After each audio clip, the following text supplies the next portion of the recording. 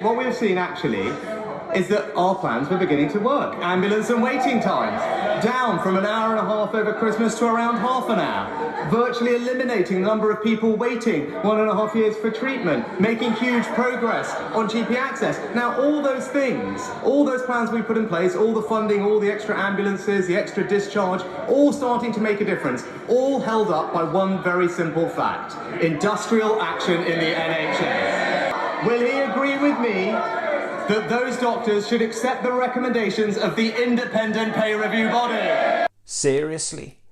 Blaming the junior doctors who sacrificed so much to keep us safe during the pandemic for the record high hospital waiting list created by this government not going down has got to be one of the most despicable statements this Prime Minister has made.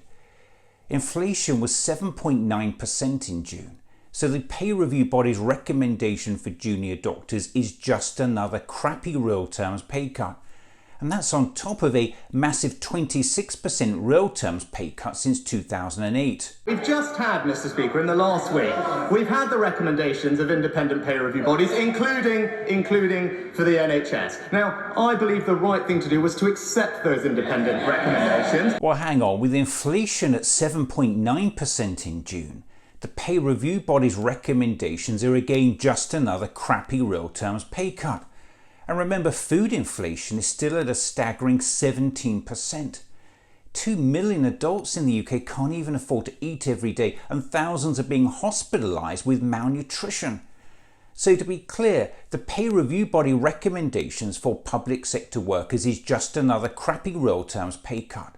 And that's on top of a whole decade of crappy real terms pay cuts for public sector workers, the very workers who kept this country going during the pandemic. So on what planet is another crappy real terms pay cut on top of a whole decade of crappy real terms pay cuts? A fair deal for workers.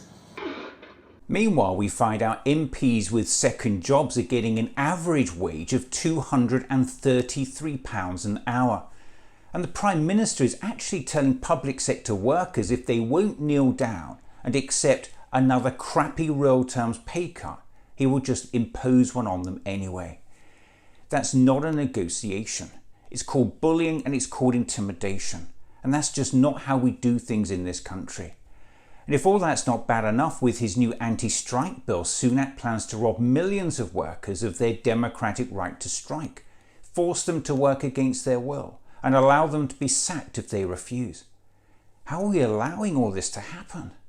After more than a decade of almost completely unprecedented wage stagnation, workers in the UK are £11,000 a year worse off. 2022 was the worst year for wage growth in nearly half a century.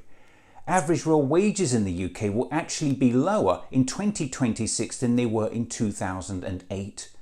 So again, on what planet can be said wage rises are causing inflation?